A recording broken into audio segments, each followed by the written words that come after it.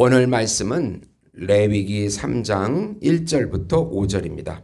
사람이 만일 화목제 제물을 예물로 드리되 서로 드리려면 숫것이나 암것이나 흠없는 것으로 여호와 앞에 드릴지니 그 예물의 머리에 안수하고 회막문에서 잡을 것이요 아론의 자손 제사장들은 그 피를 제단 사방에 뿌릴 것이며 그는 또 그 화목제 제물 중에서 여호와께 화제로 드릴지니 곧 내장에 덮인 기름과 내장에 붙은 모든 기름과 두 콩팥과 그 위에 기름 곧 허리 쪽에 있는 것과 간에 덮인 꺼풀을 콩팥과 함께 떼어낼 것이요 아론의 자손은 그것을 제단 위에 불 위에 있는 나무 위에 번제물 위에서 살을 찌니 이는 화제라 여호와께 향기로운 냄새니라. 아멘. 화목제 대신 예수님이라는 제목으로 은혜를 나누고자 합니다. 사랑하는 성도 여러분, 요즘 살기 너무나 힘이 듭니다. 왜 살기가 이렇게 힘이 드는지 그 이유를 아십니까? 네, 사랑이 없기 때문입니다. 바로 관계의 문제입니다. 소유의 문제도 있지만 더욱 중요한 것은 사랑의 문제입니다. 가난하고 환경이 어려워도 사랑이 있으면 모두가 행복합니다. 우리 사람은 하나님의 사랑을 받아야 합니다. 하나님이 없고 내 인생이 어디서 와서 어디로 가는지, 왜 살아야 하는지, 무엇을 하면서 살아야 되는지를 모르고 그저 이 세상에 던져진 존재라면 아무리 잘 먹고 잘 살아도 아무 의미가 없는 것입니다. 그래서 하나님의 사랑이 있어야 합니다. 그리고 또 사람의 사랑을 받아야 합니다. 이웃 사람들로부터 사랑을 풍성히 받을 때 그때 우리는 행복과 기쁨을 누리게 되는 것입니다.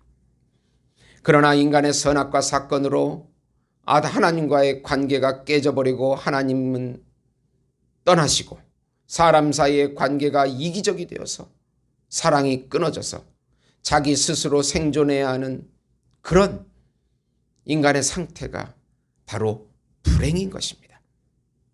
이 문제를 해결하기 위해서 예수님께서 화목제물이 되셔서 하나님과의 관계를 회복시켜 주시고 사람과의 관계를 회복시켜 주셔서 다시 사랑과 기쁨을 누리게 해 주시는 것입니다. 화목제물이 되어 하나님과 사람 사이를 화목하게 하시는 예수님을 의지하라는 내용입니다. 우선 하나님과 인간의 화목제물이 되신 예수님을 누려라. 화목제는 하나님과 인간 사이를 화목케 하는 제물을 의미합니다.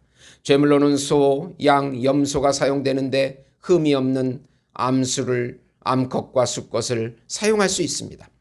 화목제는 하나님의 축복에 감사하는 감사제, 서원을 이루어 달라는 서원제, 기쁜 마음으로 드리는 낙헌제가 있습니다. 이 제사는 하나님과 화평의 관계를 누리는 제사입니다. 그러나 하나님의 영이 인간의 타락으로 하나님과 화평의 관계가 깨진 인간은 이제 하나님의 사랑을 누리지 못합니다.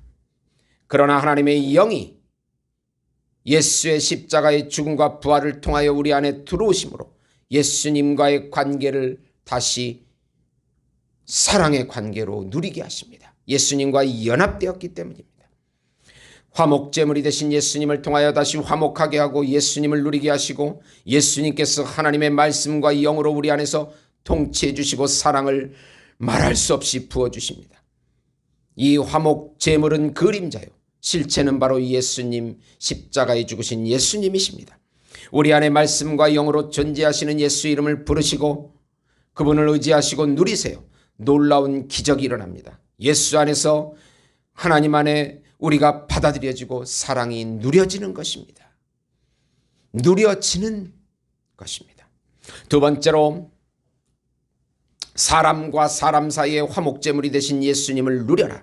화목제물은 번제와는 달리 제물을 같이 나누어 먹는 제사입니다. 화목의 기쁨을 같이 누리는 제사입니다.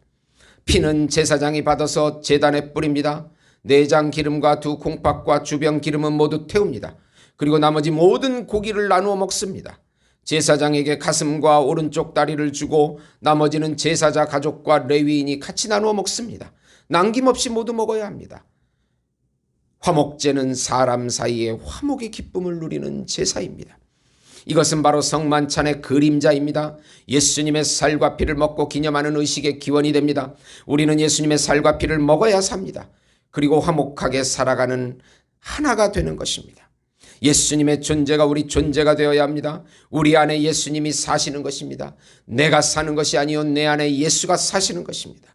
예수님의 말씀과 영이 우리를 통해 누려지고 나타납니다. 사랑을 누리고 나타나게 하십니다.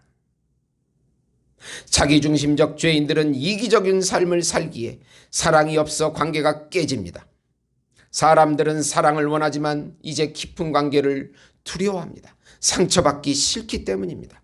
그러나 사랑의 영이신 성령께서 우리 안에 벽을 허무시고 서로 사랑하게 하십니다. 자기 생존의 본능을 부수시고 하나님의 영이 주어지는 온전함, 풍부함, 사랑을 누리게 하시는 것입니다.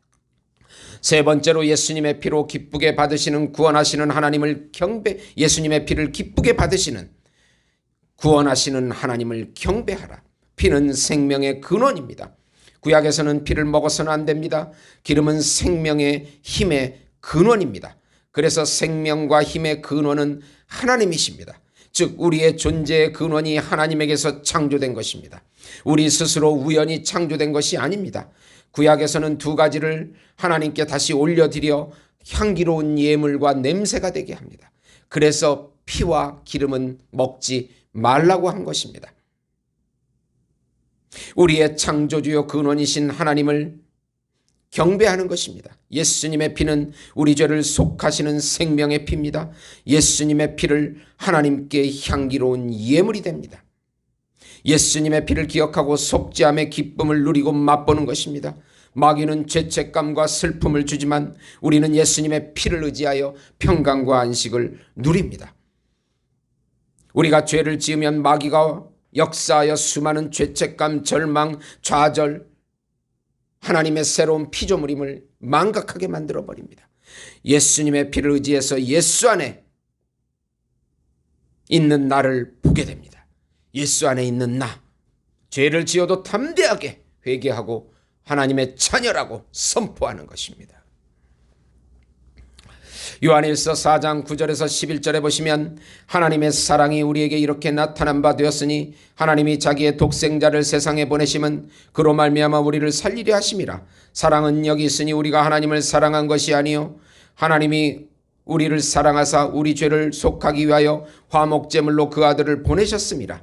사랑하는 자들아, 하나님이 이같이 우리를 사랑하셨은즉 우리도 서로 사랑하는 것이 마땅하도다. 아멘.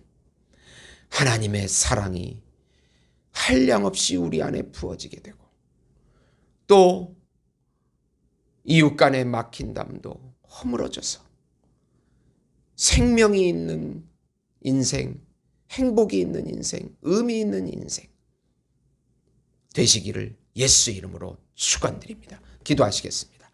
성령을 한량없이 부어주시옵시고 하나님의 사랑을 한량없이 부어주시옵시고 이웃의 사랑이 다시 회복되게 인도해 주시옵소서.